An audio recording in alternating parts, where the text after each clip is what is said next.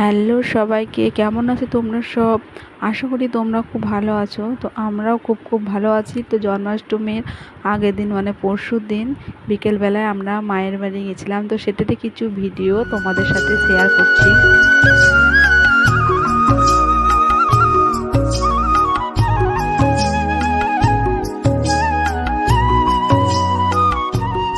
জন্মাষ্টমীর দিন সকাল থেকেই মানে ভোর থেকে খুব বৃষ্টি হচ্ছিল। তো এখানেও হচ্ছিল। তো মা সকাল সকাল জন্মাষ্টমীর মানে উপলক্ষে শুরু করে দিয়েছে তালের বড়া আর মালপোয়া করতে।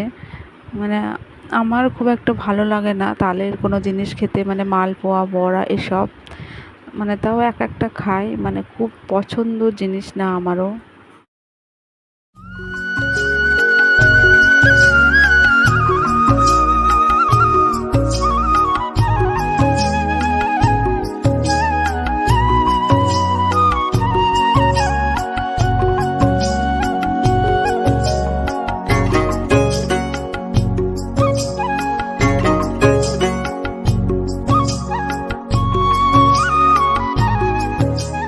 তো আমি এদিকে একটু ঘোরাঘুরি করছিলাম।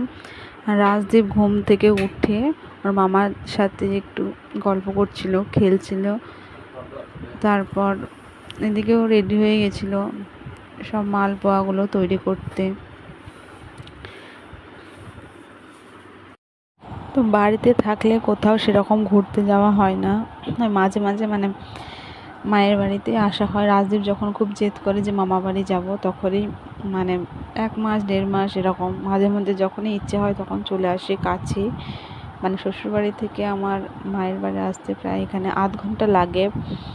বাসে, স্কুটিতে মানে টোটোতেও যাতে আসবে 1/2 ঘন্টা 15 মিনিট এরকমই সময় লাগে যেতে।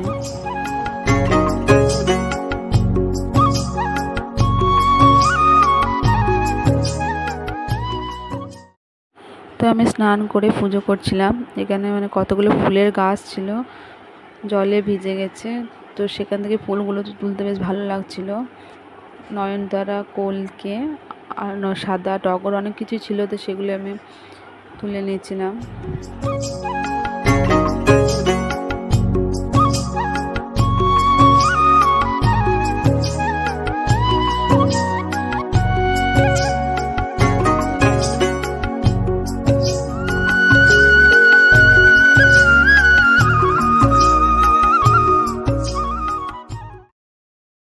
তো মায়ের বাড়িতে মানে দুটো বাড়ি, মানে মাটির বাড়িটা আগেকার ওরা সেটা মানে ভেঙে দেয়নি, এখনও আছে। তো সেখানে ঠাকুরগুলো রয়েছে।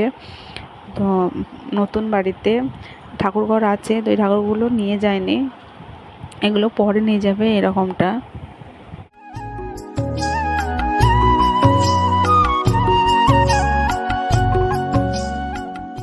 দুপুরবেলায় রাজদীপের মামা মানে আমার ভাই অনেক আঙুর এনেছিল, কমলা লেবু এসব লাড্ডু এনেছিল।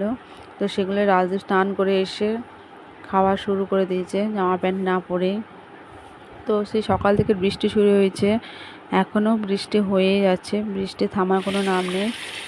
এখানে রান্না প্রায় হয়ে এসছে।